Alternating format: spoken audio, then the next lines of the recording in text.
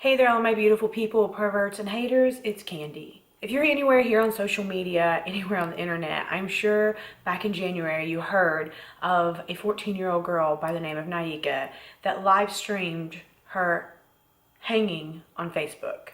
In recent events and investigations, it has been claimed by a Florida agency that is investigating this suicide that her own mother was on the live stream taunting her. I saw this article a couple days ago. I saw it on TV. I've seen the mother's fake bullshit on TV. I've cried several times over this fucking case. Now, I'm not like some fucking vigilante that's all about like, whatever. I'm really not. I'm not anything like that. Actually, very few of these stories actually touch me like this. I'm not someone who typically gets emotional about stuff like this. I'm more emotional about the fucking ASPCA commercials or whatever, to be honest. I want to read this article to you guys and want to comment on it as I read it. I'm going to go ahead and give you a warning, preface, whatever you want to call it, that it is pretty fucked up, and that some things that I will probably share with you guys are going to be pretty fucked up. So if it's something that you feel you're not able to handle or could trigger you in ways of abuse, rape, molestation, things like that, I would suggest you not watch this video. I had seen this title on Facebook. Mother allegedly taunts daughter during Facebook live suicide. I remember the live suicide because it's here in my area, like with, my South Florida area. So I had remembered the story, and then reading mother taunts during suicide, that would be my mom. I know a lot of you guys know that I have a strained relationship with my mother, and I don't speak to her if you come here ever. And then there was some recent stuff. I haven't seen her in years until recently. And there's been a lot of things in the last few months that have transpired, not so much between me and her, because once again, I didn't allow her to creep back into my life like I think everybody expected to happen. And because she couldn't take anything out of me, she started taking out of my sister and my nieces recently. And even as far as my father, who's not married to her anymore. That's been past that. But I'm not going to get into all of that today. I just want to talk about the story because it brought up a lot of things, a lot of feelings in several different areas. So I just want to kind of get into that, and we'll just see how this goes. For 14 years, Naika sought the love of a mother who habitually rejected her. In April, her mother relinquished custody, citing that she no longer wanted Naika in her home. In the days before she hanged herself in a bathroom, Naika told a case manager she was sad her mom didn't want her back and that she was going to age out of the foster care system. Hundreds watched Naika's suicide on Facebook Live, and her mother, Gina Alexis, was allegedly among those who watched and commented, according to the Florida Department of Children and Families. While many pleaded with the teen not to end her life, it was reported to DCF that a person who may be the teen's mother taunted Naika. Using the name Gina Alexis, the following statement was allegedly written by Alexis in the moments leading to Naika's death. ADHD games played, you sad little DCF custody jit. That's why you were at for this dumb shit, and more you keep crying wolf, you dead, you will get buried. Life goes on after a jit that doesn't listen to their parents, trying to be grown, seeking boys and girls' attention instead of her books.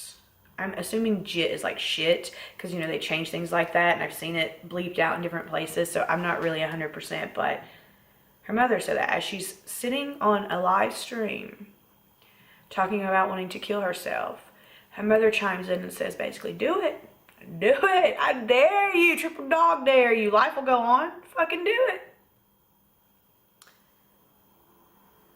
I've been at a low point in my life before, and my mother begged me to do it. The DCF released a report Monday that mentions the allegation against Case that also the events leading to Naika's death. Among the findings of the critical incident rapid response team were that Naika's behavior issues and her mother's use of excessive corporal punishment weren't fully assessed. It is also found that treatment for Naika focused on the symptoms of her trauma rather than addressing the actual trauma itself, and that the relationship between Naika and Case, who is her mother, wasn't effectively addressed, due in part to the mother's non-compliance. Case became pregnant with Naika when she was 16 years old and gave birth in Haiti. Shortly after she delivered her child, Case returned to Florida, and Naika wouldn't join her mother until she was 18 months old. The first case involving Naika was reported to DCF when she was just 4 years old. 4 years old, guys. So she's been fucking with DCF for 10 years. 10 years this kid has been fucking with DCF for 10 years. Still a child killing herself at 14 years old. Has been dealing with DCF since she was 4. At the time, Naika was left alone while she was supposed to be under the care of a male babysitter. Mine were male uncles. I was an uncle. She was alone for an hour with no food or running water in the home, but by the time the investigation ended, Naika had been enrolled in daycare and was living in a home with no visible hazards. I was never left alone or anything like that. That never happened to me as far as like being in a house like that. That didn't happen or anything, but sometimes I might throw something out there that might have jarred my memory as I was reading through this. When she turned 5 years old, her mother refused to admit her in the hospital to be treated for a chronic health condition. I want to let you guys know, my whole life, my family has called me a hypochondriac. They tell me, my dad still today, right now, if I were to call him on the phone and prove to you guys, he would tell me that I do not have fibromyalgia, even though it is something that I've been diagnosed with, I get treated for. When I had cancer, my family literally didn't believe me. They thought it was like, I don't know, a joke. They were like, oh, your mom had cancer, your grandma had cancer, you're good. Well, okay, so let's just go ahead and check that and rewind it back. I had endometrial cancer, okay? That had cervical cancer. Almost every case of cervical cancer is because of herpes. No shade on that. I'm not shaming that at all, but it's a completely different kind of cancer than having the a tumor the size of a football in your uterus. Like, they were shocked that it hadn't spread.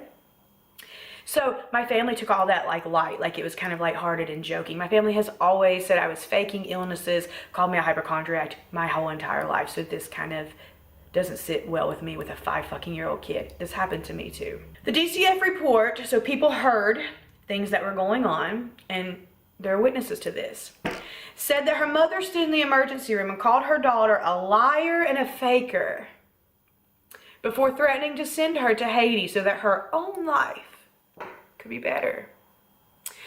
My mom used to threaten to send me to Pennsylvania or to my grandma Jean so that she would have a better life because I was such a piece of shit.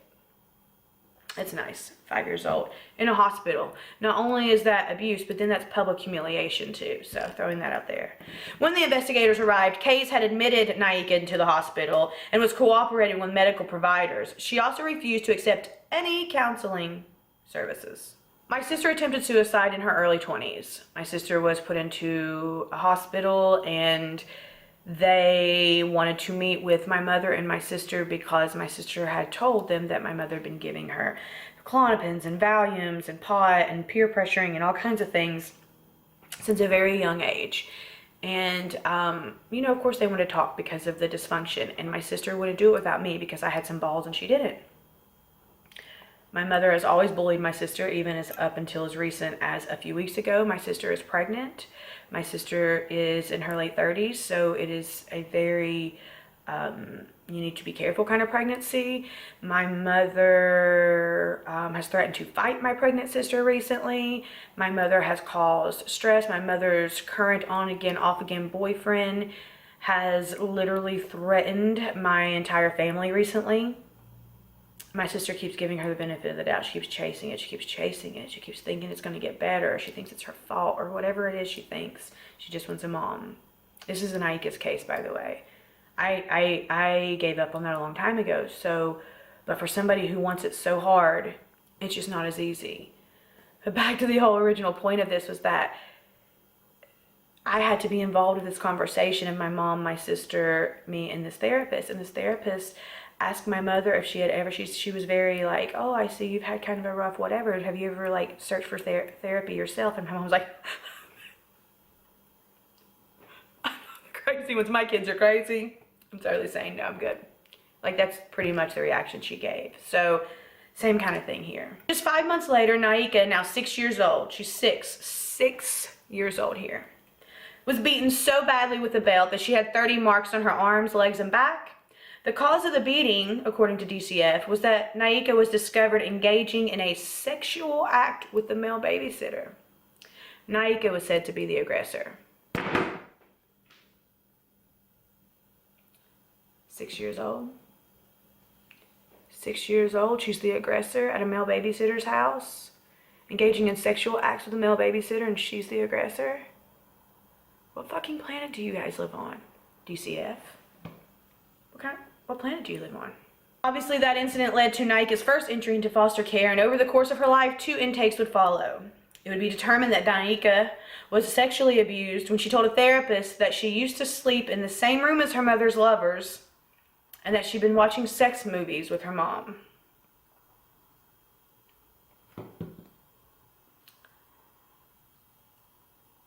You know, parents that don't want things to get out call their kids fucking liars.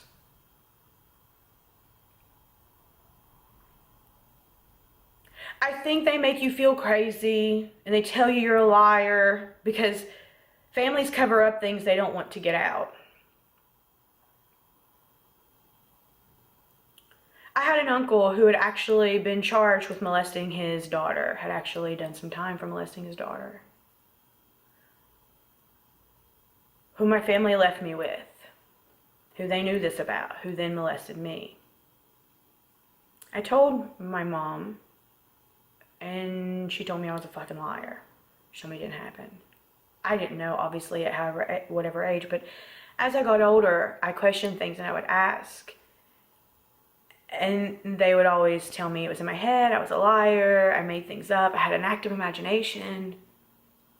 And then later I find out my mom tells me that he raped her or molested her. And then my dad even tells me he would grab his genitals when I told my dad within the last 5 years. And it's like, why did you guys hide all this? Why was it always swept under the rug? Why did you guys try to make it look like I was a fucking liar so nobody else would know what happened? You knew what obviously happened to me. Same with the doctor. So I always think my mom was in on the doctor situation.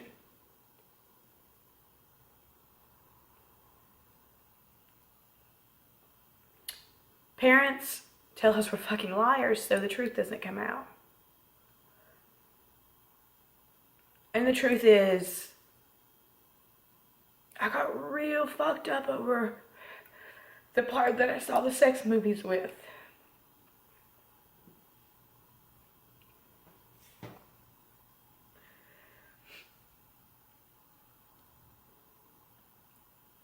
My mom used to make us watch sex movies with her.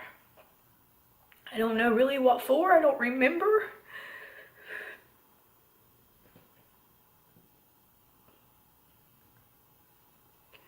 I remember scenes in the movies.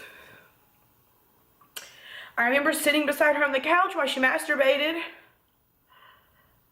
My sister does too, and I didn't even know she would remember it, but she did. I'd ask her today.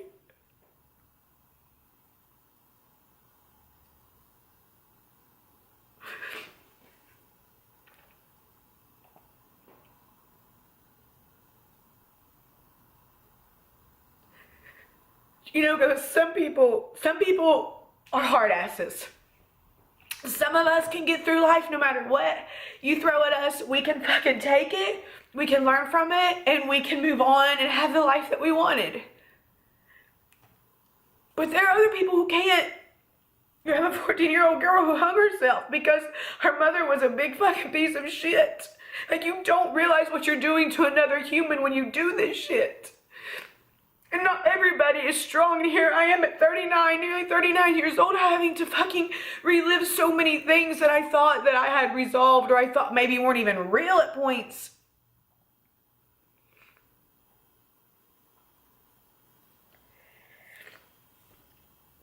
There's so much I don't even, I don't even,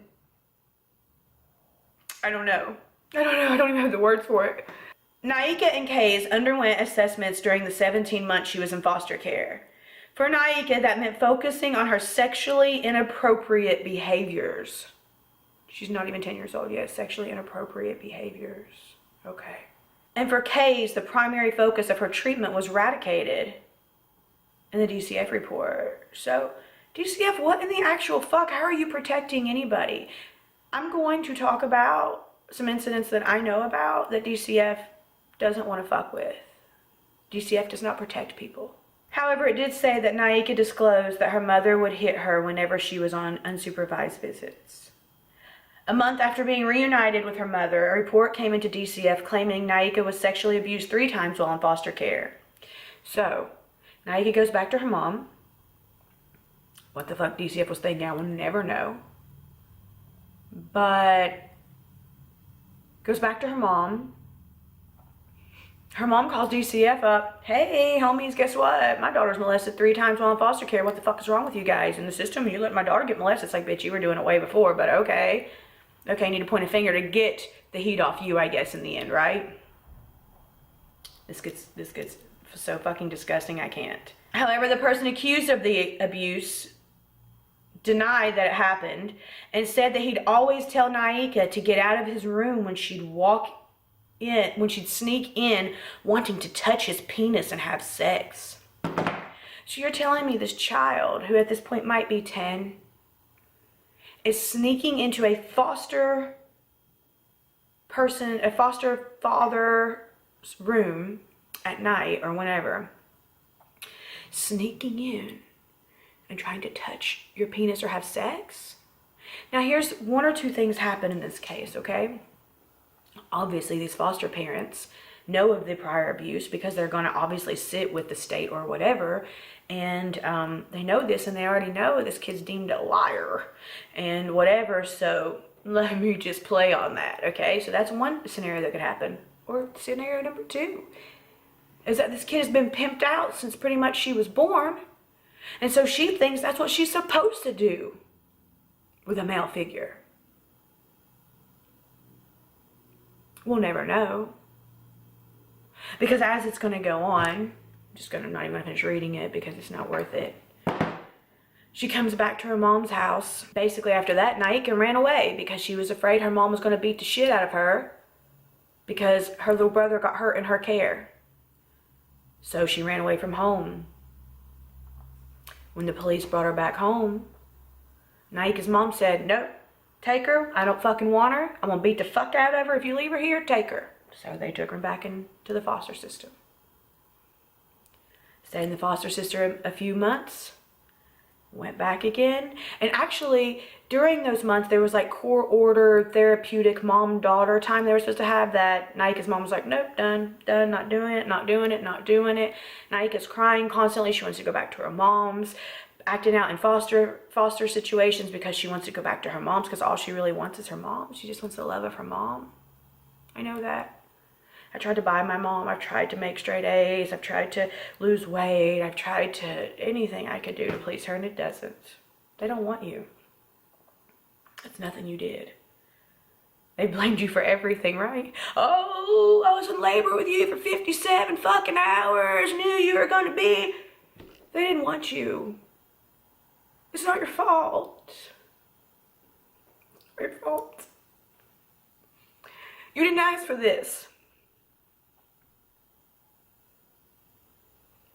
You can prevail. You see, we live in a culture where we think we have to stay attached to people because it's the way it is. It was our mother, it's our father, it's our whatever. We have to do it, but we don't. The obligations and the supposed tos and the could haves and the should haves, should I say. All that shit's bullshit. Wipe it clear. Live your life for you and show all these motherfuckers that they're not holding you down. Unfortunately, Naika tried one last time with her mother. Her mother literally drove her to DCF or whatever. Walked in the office and said, "Here, I'm done. She's yours. Take her." Naika was so distraught over all that, and that her mother wouldn't really have fucking shit to do with her. Was talking about it on Facebook. Her mother egging her on to kill herself, and she hung herself. I hate pieces of shit parents. This is why I never wanted kids. I was always scared I would be the same way because it's learned behavior. And I would encourage anybody feeling that way about their child to just let them go. Because the longer they can, like, be without you, out of sight, out of mind, the easier it is. And that's at like 39 years old, not 19. As far as DCF, DCS, any of that shit goes, whatever state you live in, it's all bullshit. I'm just gonna throw that out there, it's all bullshit. I have nieces that have a father who's an abusive father. The only reason he doesn't abuse my nieces physically is because their mother would take him to court. He would go to jail. But they have a stepbrother that he beats the fuck out of. It's the only kid out of the 5. He beats the fuck out of the boy because he knows he can get away with it. And he takes all of his anger and frustration out because he didn't want kids, you can tell. Piece of shit father. He beats the shit out of the little boy, his stepson. And then he does things like Boy Scouts and stuff to try to make up for it. Nobody reported DCF because they know DCF won't do a fucking thing. It's considered hearsay or whatever. Because DCF was called whenever my nieces were put in diapers.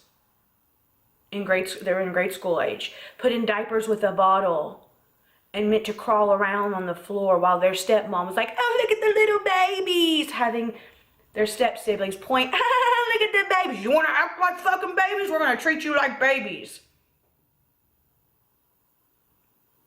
That's abuse. DCF doesn't give a fuck. DCS, whatever you want to call it. They don't give a fuck. Girl in Texas was literally raped and beaten by her stepfather for 10 years, from the time she was 10 to 18. Until he impregnated her. DCS had been out there 10 times in 10 years, 20 times, 30, whatever. They knew about it. He impregnated her at 18 years old. She was also like mentally underdeveloped. He raped her so much, he impregnated her. Do you know that man cut her uterus out of her? Left her in a house and set a fucking match.